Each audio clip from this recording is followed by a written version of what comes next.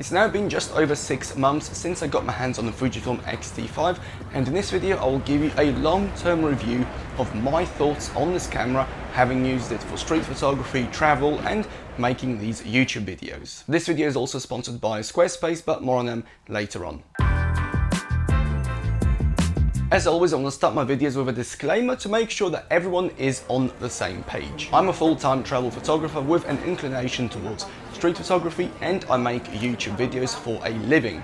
So all of my opinions will be based around those use cases. I am not a pixel peeper, nor will I ever take photos of brick walls to show you the sharpness. I'm also not a tech nerd, so don't expect a breakdown of which video codec will give you the best photos. Although I've been using Fujifilm cameras since the XT3 back in 2018, I am in no way affiliated with Fujifilm. All opinions are my own, all cameras are purchased with my own money at full retail price at the same time as anyone else can buy them. Equally, I am not a Fujifilm fanboy. This camera is a tool, it's not part of my identity. And finally, everything I share is simply my opinion based on how I use the camera. Your opinion might be different, and that is totally okay.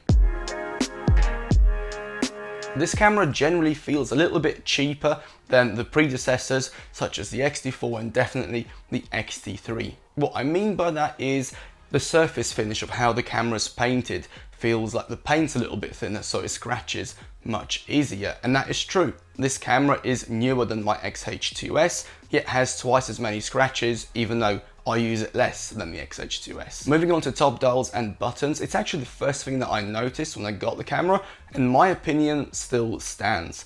When you turn the dials, when you feel the clicks, when you press the buttons, everything feels cheaper. Another slight build quality issue with this camera is the extensive play on the rear screen. When I first got the camera, there was no play in it at all. Now there's quite a fair bit of play when the screen is fully out. Also, when the camera gets warm or on a hot day, the screen will squeak when you take it in and out. It doesn't do it now because I had to put some oil on it, but it did do it for quite a bit. I have had a few freeze-ups, especially when recording video. This required a battery reset to fix. However, it did not cause any permanent damage to the camera. It did not corrupt or delete any of the files on the card, and the video that was being recorded at the time of the freeze up was still there and intact. Now, if I'm being totally honest, none of these issues are big deal breakers for me. The camera still works as intended. I still enjoy using it just as much as the previous XT cameras. It's just something worth noting. I do wish though that the build quality slightly reflected the increased price tag compared to the previous XT cameras. Now let's swing it back to some more positive news, and I'm happy to say that the ergonomics of this camera are just as good as they were before, if not slightly better. The grip has been revised and improved in my opinion. It's a better and more comfortable hold. The overall size and weight of the camera has been reduced. Now you would need to put it side by side with the XT4 to see it. However, it is noticeable, especially when you put the camera into a smaller sling. Despite the cheaper feel, the top dials are still as intuitive as ever, and the overall camera is just as nice to use as all the other XT cameras beforehand. Now finally, we have a return to the tilting screen like we used to have on the XT3. This is not good or bad, it's just a different way of using a camera. The only thing I would say is if you spend 100% of your time behind the camera, the tilting screen is better. If you spend even a little bit of time in front of the camera, either for self-portraits or for video, I would highly suggest a flip out screen because it will make your life so much easier. The news keeps getting better as the overall usability of the camera, in my opinion, has improved with the introduction of a few key features. The first one is the 7 custom modes, which are now software based. On the XH2 and the XH2S, you obviously have the PAS, the top dial with the 7 custom modes. On the XT5, it uses the same idea, but in a software implementation.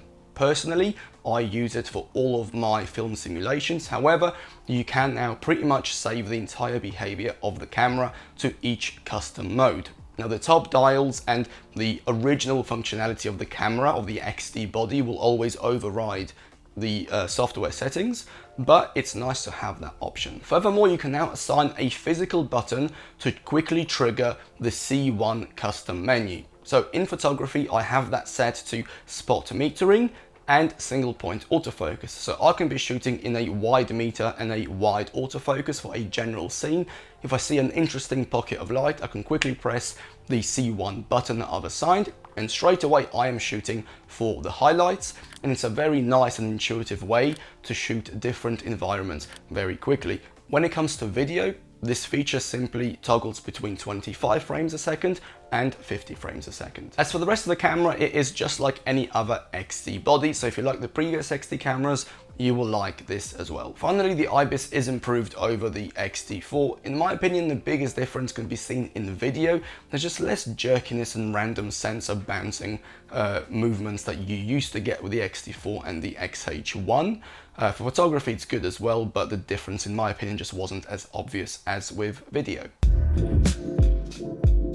The image quality is very good. However, all the previous XT cameras also had a great image quality. If I show you a side-by-side of an XT5, an XT4, an XT3 with the same image, especially on YouTube, and even just looking in front of you, you probably wouldn't be able to tell any difference whatsoever. However, as a high-level sort of holistic overview over thousands of photos, I can say that there is definitely a bit more dynamic range here.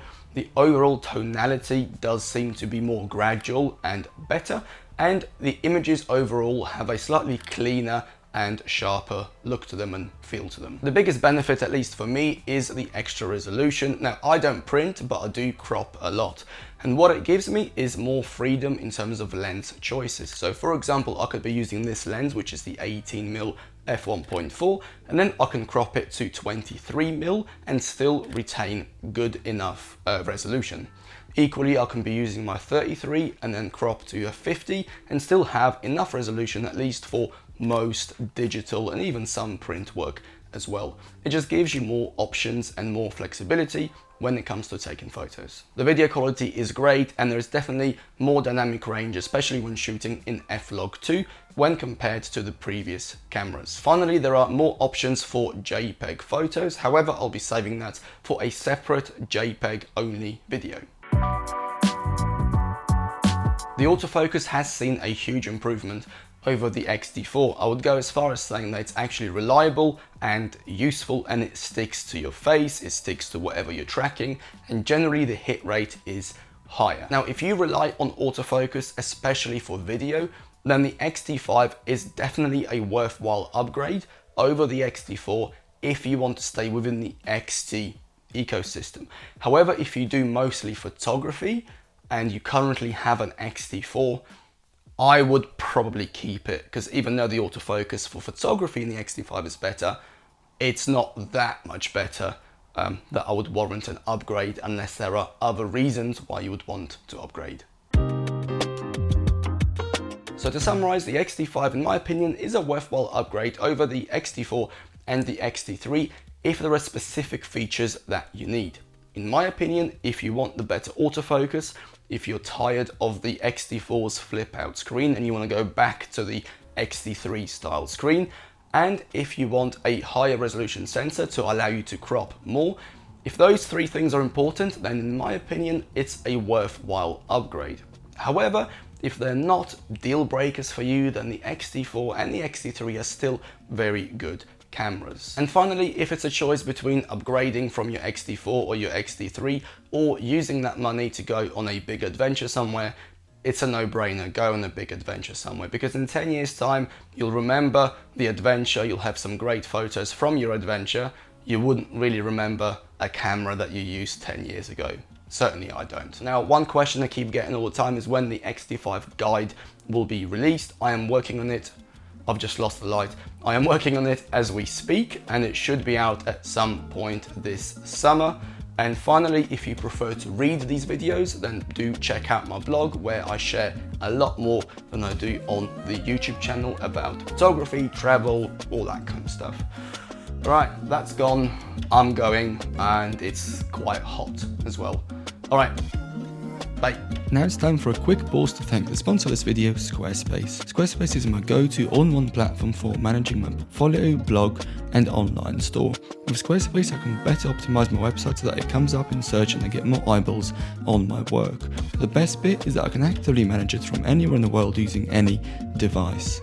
Whether you're just starting out or already have an established business, Squarespace is a great choice. If this is something that interests you, click on the link below for a free trial and then 10% off your first purchase. Thank you to you for watching this bit of the video, and thank you to Squarespace for sponsoring.